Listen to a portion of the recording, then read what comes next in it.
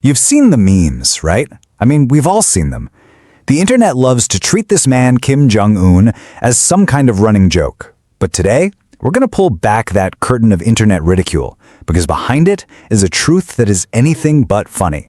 Because, the man you see in memes, that's one thing. But the man who has systematically turned his own country into a prison, who literally hunts down anyone who tries to leave, that is a very, very different reality. And it's an incredibly dark one. I mean, just look at this. This is not a scene from a movie. This is real footage of a North Korean soldier sprinting for his life across the border. He gets shot 5 times by his own comrades. For him, a near-certain death while running was a better bet than staying. Just let that sink in. Or think about this mother, standing with their 14-year-old son by a frozen river. It's negative 15 degrees out. They have absolutely nothing. No food, no money, no idea what to do next. All she has is a single poison pill, one she's ready to take if they're caught. Why? Because being captured wouldn't just be a death sentence for her. It would condemn her parents, her son, and even his future children to a life of unimaginable horror. And her only crime? She wanted to be free. So you have to ask, how did this happen? How does an entire nation become a prison camp? You'd imagine it was the result of some long, calculated, evil plan. But the truth is, it's actually far more shocking. It was basically an accident. So get this. It's August 1945. World War II is over.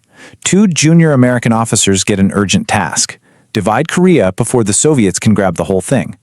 They have 30 minutes. 30. With almost no knowledge of the country's culture or geography, they just open up a National Geographic map, find a line that looks good, the 38th parallel, and draw. Just like that.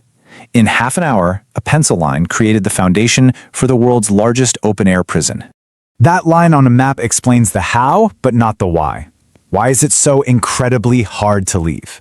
Well, the real walls of this prison aren't physical. They're built on pure fear, with consequences so severe, it's hard to even wrap your mind around them. A UN investigation from 2014 confirmed the existence of these enormous political prison camps, holding somewhere between 80 and 120,000 people. Inside, they are deliberately starved, they are tortured, they are worked to death. The guards can execute anyone at any time for any reason. These camps are designed to be a fate worse than death. And then there is the policy of 3-generation punishment. And it's as horrifying as it sounds. If you're caught trying to escape, you don't just go to the camps alone. Oh no.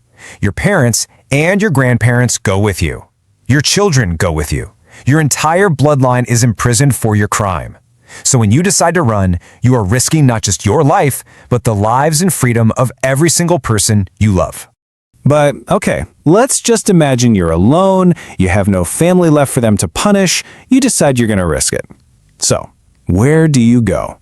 Let's break down the options, because every single path is a meticulously designed death trap. The most obvious choice seems to be south, right? To the freedom and prosperity of South Korea. All you have to do is cross the border. Yeah, about that border, it's called the Demilitarized Zone, the DMZ, which is maybe the most ironic name on Earth because it is the most heavily militarized border on the planet. We're talking concrete walls, electric fences, about 2 million landmines, and millions of soldiers on both sides with one simple order: shoot to kill. Your chance of surviving that attempt is less than 1%. Okay, so the land route south is basically a suicide mission. What about the sea? North Korea has coastlines on both the east and the west. That path is also sealed. Ordinary citizens are flat out forbidden from owning boats. The waters are patrolled constantly by the Navy, and guess what? They also shoot on sight.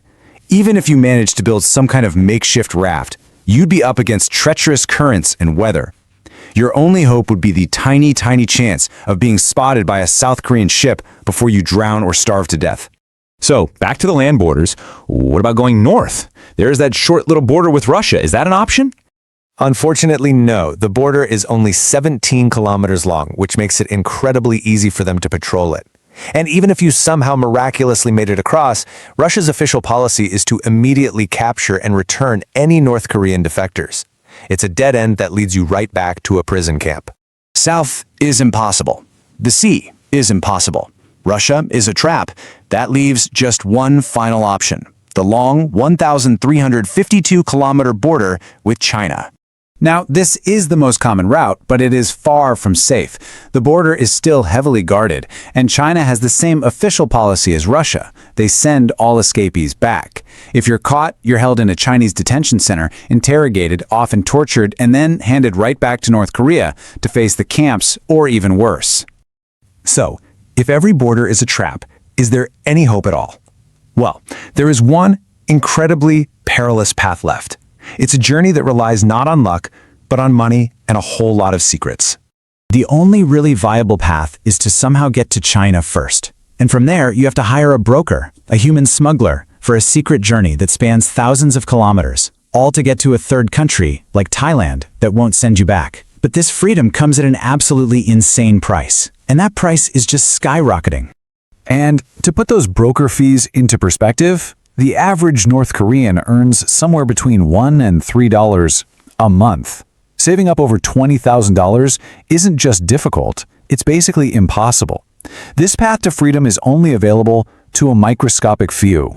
And if you're sitting there thinking the situation couldn't possibly get any worse, well, you'd be wrong. Under Kim Jong-un, the few remaining tiny cracks in the prison walls are being sealed shut for good. Since 2020, satellite photos have shown hundreds of kilometers of new walls and fences going up along the Chinese border. They've installed signal jammers to block any outside communication. They've created new buffer zones with shoot-to-kill orders. It's now a capital offense, punishable by death, to even smuggle in a foreign movie. And the regime's reach extends far beyond its borders. Back in 2004, a woman who had successfully escaped to South Korea was kidnapped while she was filming a documentary near the border. They dragged her back, tortured her, and she died in a prison camp. The message is crystal clear. Even if you get out, you are never truly safe. So we started with a cartoonish figure from the internet, but the reality is a system of total, absolute control, built on terror and sealed with brutal finality. After seeing the walls he's built and the lives he's destroyed, can you ever look at him the same way again?